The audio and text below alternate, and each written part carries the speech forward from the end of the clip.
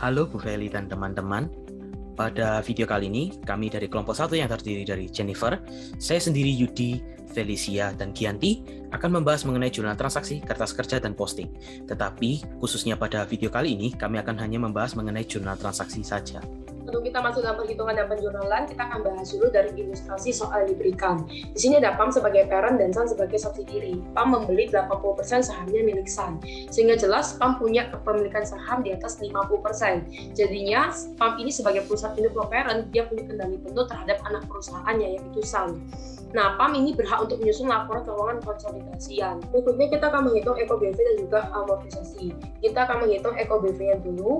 Jadi, cost ini adalah biaya PAM membeli SAN sebesar 300.000 dalam uang tunai. Kemudian book value didapat dari common stock 200.000 ditambah return earning 50.000 dikalikan persentase kepemilikan 80%. Jadi didapat 200.000. Nah, EKO-BV didapat dari 300.000 dikurangi 200.000, jadi 160.000. Lalu berikutnya kita akan menghitung amortisasi. Diketahui disajikan di soal juga identifiable net asset-nya ada beberapa. Yang pertama inventories. Nah, kita lihat nilai selisih antara nilai pasar dengan nilai buku. Di sini untung 10.000 karena nilai pasarnya lebih tinggi. Kemudian untuk land itu selisih 30.000 karena nilai pasarnya lebih tinggi. Untuk building selisihnya 80.000 karena nilai pasarnya juga lebih tinggi jadi untung. Untuk equipment rugi 20.000 karena nilai pasarnya lebih rendah. Untuk account payable ini untung karena nilai pasarnya lebih rendah. Karena kalau account payable itu kan hutang, jadi harusnya hutang itu kalau dipasang makin tinggi harusnya rugi. Jadi makanya karena selisih nilai pasarnya lebih rendah, jadi dia untung 10.000 atau nilai bukunya lebih tinggi. Nah, kemudian kita kalikan semuanya, identifiable net asset-nya dikalikan dengan persentase kepemilikannya yaitu 80%. Didapat inventory-nya 8.000, lainnya 24.000, building-nya 64.000, equipment-nya negatif 16.000, account payable-nya 8.000. Lalu kemudian kita sebelum menghitung goodwill, kita harus tahu EKO-BV-nya kan sudah diketahui 160.000. Kita kurangkan semua dengan identifiable net asset-nya. Jadi sisanya itu masuk ke goodwill yaitu 72.000. Kemudian kita mematakan amortisasinya tahun 2021, 2022 dan 2023. Untuk salah satu inventory ini terjual di tahun 2021. Jadi negatif 8.000 karena sebelumnya positif. Nah, 22 dan 23-nya nggak ada karena sudah terjual di 2021. Untuk land atau tanah tidak didepresiasi jadi tidak ada amortisasi. Yang buildings ini diamortisasi 10 tahun, jadi 64.000 dibagi 10, jadi negatif 6.400 di tahun 2021, 2022, dan 2023. Kenapa negatif? Karena sebelumnya positif. Untuk equipment, amortisasinya 5 tahun, jadi 16.000 dibagi 5, jadi 3.200. Nah, ini di sini positif karena sebelumnya negatif. Kemudian account payable juga sama, diamortisasi 5 tahun, jadi 8.000 dibagi 5. Negatif 1.600 di tahun 2021, 2022, dan 2023 karena sebelumnya positif. Kemudian kita jumlahkan semuanya, amortisasinya per tahun. Untuk amortisasi tahun 2021 adalah negatif 12.800, untuk tahun 2022 dan negatif 4.800, dan untuk tahun 2023 dan negatif 4.800. Selanjutnya saya akan menjelaskan pada bagian jurnal transaksi. Yang pertama itu PAM membeli SAN. Pada tahun 2021 jurnalnya investment in SAN to cash sebesar 360.000. Angka ini didapat dari soal di mana PAM membeli SAN secara tunai sebesar 360.000. Kemudian pada tahun 2022 dan 2023 tidak ada transaksi atau no entry karena tidak ada transaksi yang terjadi pada tahun tersebut. Kemudian yang kedua itu PAM menerima net income dari SAN. Pada tahun 2021 jurnalnya itu investment in SAN to income from SAN yaitu sebesar 48.000. Angka ini didapat dari 60.000 net income dikali 80% kepemilikan. Kemudian pada tahun 2022 investment in SAN to income from SAN sebesar 64.000. Angka ini didapat dari 80.000 net income dikali 80% kepemilikan. Kemudian yang tahun 2023 investment in SAN to income from SAN sebesar 80.000. Angka ini didapat dari 100.000 net income dikali 80% kepemilikan. Kemudian yang ketiga itu PAM menerima dividen dari SAN. Pada tahun 2021 jurnalnya cash to investment in SAN sebesar 32.000. Angka ini didapat dari 40.000 dividen dikali 80% kepemilikan. Kemudian pada tahun 2022 jurnalnya itu cash dividend receivable to investment in SAN. Investment in SAN-nya nilainya 40.000 itu didapat dari 50.000 dividen dikali 80% kepemilikan. Kemudian dividen receivable 18.000 itu didapat dari laporan keuangan atau balance sheet yang ada pada parent. Kemudian yang cash itu 22.000 itu didapat dari 40.000 dikurang dengan 18.000. Kemudian pada tahun 2023 itu cash to investment in Sun sebesar 48.000. Angka ini didapat dari 60.000 dividen dikali dengan 80% kepemilikan. Kemudian yang terakhir yaitu unamortized excess yang pada tahun 2021 jurnalnya income from Sun to investment in Sun sebesar 12.800. Angka ini itu didapat dari tabel amortisasi yang ada pada tahun 2021. Kemudian pada tahun 2022 income from Sun to investment in Sun sebesar 4.800. Angka ini juga didapat dari tabel amortisasi yang ada pada tahun 2022.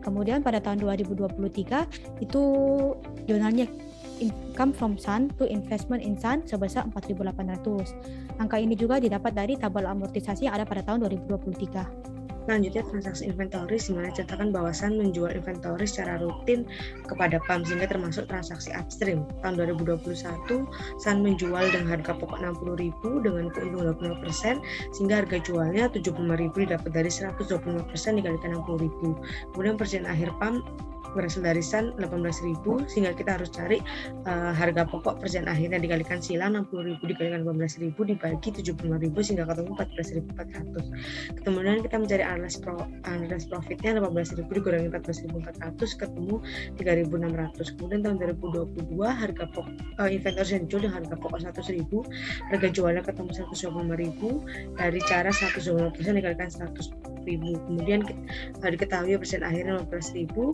Kita harus cari harga pokoknya sama seperti tahun 2021 dikalikan silang ketemu 12.000 sehingga unrealized profitnya 15.000 dikurangi 12.000 ketemu 3.000. Kemudian tahun 2023 harga pokok inventory yang dijual dengan harga pokok 120.000, harga jualnya ketemu 150.000 didapat dari 125% dikalikan 120.000. Kemudian diketahui persen akhirnya senilai 24.000, kita harus cari harga pokok persen akhirnya yang sama seperti 2021 dikalikan silang sehingga ketemu 16.200. Kemudian untuk unrealized profitnya 24.000 dikurangi 19.200 ketemu 4.800. Kemudian untuk jurnalnya ada dua, mengakui unrealized profit dan juga mengakui realized profit.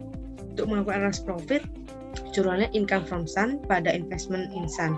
Nilainya 2.880 untuk 2021 didapat dari 3.600 dikalikan 80% persentase kepemilikan karena ini merupakan transaksi upstream. Kemudian 2022 jurnalnya sama, nilainya 2.400 didapat dari 3.000 dikalikan 80% kepemilikan. Kemudian tahun 2023 nilainya 3.840 didapat dari 4.800 dikalikan 80% kepemilikan. Kemudian untuk jurnal mengakui realized profit, kita harus tahu bahwa inventories ini realized profit tahun ini akan realize seluruhnya di tahun berikutnya. Sehingga tahun 2021 karena tidak informasi, tidak ada jurnal entry. Tahun 2023 jurnalnya investment in Sun pada income from Sun senilai 2.880 didapat dari realized profit tahun 2021. Kemudian 2023 jurnalnya sama, nilainya 2.400 didapat dari realized profit tahun 2022. Nah, di sini tuh kita akan membuat jurnal transaksi dari penjualan tanah. Diketahui bahwa Sun itu menjual tanah dengan harga pokok tanah sebesar 20.000 kepada PAM dengan harga jual sebesar 35.000. Nah, dari sini tuh kita dapat mengetahui unrealized profit-nya itu sebesar 15.000 yang didapat dari 35.000 dikurangi 20.000. Nah, tanah itu juga merupakan aset yang tidak didepresiasi. Pencatatan transaksi yang digunakan adalah upstream karena Sun kan menjual kepada PAM. Kemudian kita akan mencatat jurnal transaksi dari tanah tersebut. Pada tanggal 31 Desember 2021, mengakui unrealized profit yang jurnalnya income from Sun sebesar 12.000 didapat pada investment in Sun sebesar 12.000 dikredit. Nah, 12.000 sendiri itu didapat dari unrealized profit sebesar 15.000 dikali persentase kepemilikan PAM yakni 80%. Kemudian untuk unrealized profit tahun 2022 dan 2023 tidak ada, karena unrealized profit hanya dicatat dan diakui sekali saja, yakni pada tahun 2021. Kemudian untuk realized profit through depreciation pada tahun 2021, 2022, dan juga tahun 2023 itu tidak ada pencatatan, karena tanah itu kan tidak didepresiasi.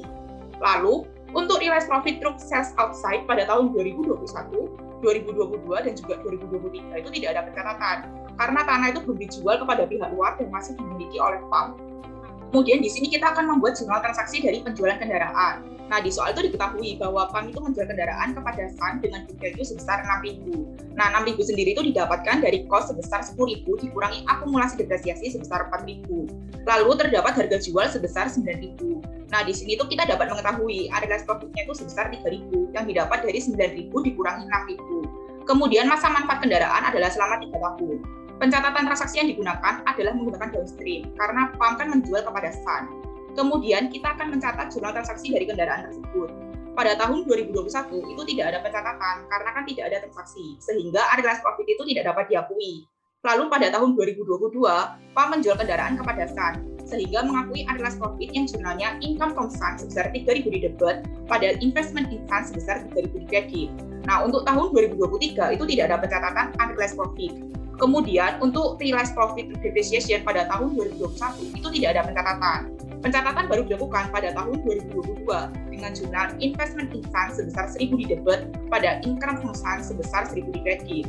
Nah, 1.000 sendiri itu didapat dari unrealized profit sebesar 3.000 dibagi masa manfaat 3 tahun. Untuk tahun 2023 itu tidak ada pencatatan depresiasi karena pada tahun tersebut kan Sun itu menjual kendaraan kepada pihak luar. Sehingga pada tahun 2023 itu mengakui realized profit through sales outside dengan mencatat investment in Sun sebesar 2.000 di debit pada income from Sun sebesar 2.000 di kredit. Nah, 2.000 sendiri itu didapat dari unrealized profit tahun 2022 sebesar 3.000 dikurangi depresiasi tahun 2022 sebesar 1.000. Karena kan semua sisa yang masih unrealized profit itu akan langsung menjadi realized jika kendaraan itu sudah terjual kepada pihak luar. Nah, untuk tahun 2021 dan 2022 itu tidak ada pencatatan realized profit from sales outside. Selanjutnya, pada T account tahun 2021 diawali dengan akun investment in Sun yang diawali dengan saldo awal ketika P melakukan pembelian ke S sebesar 360.000. Selanjutnya, terdapat angka 48.000 yang dikredit berasal dari ketika P menerima income dari S. Kemudian, angka 12.800 yang berasal dari pengakuan unamortized excess pada tahun 2021. Kemudian, terdapat angka 2.880 yang dikredit, dan angka ini berasal dari pengakuan unrealized profit inventories yang upstream. Dan angka 12.000 yang dikredit berasal dari unrealized profit pada land yang upstream.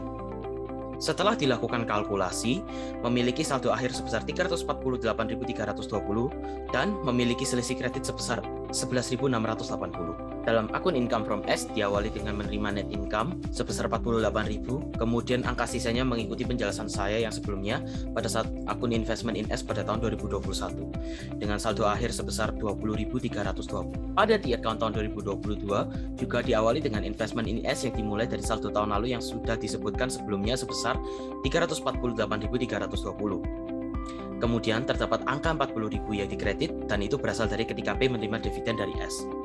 Angka 64.000 yang didebit berasal dari ketika P menerima net income dari S. Angka 4.800 yang berasal dari unamortized excess.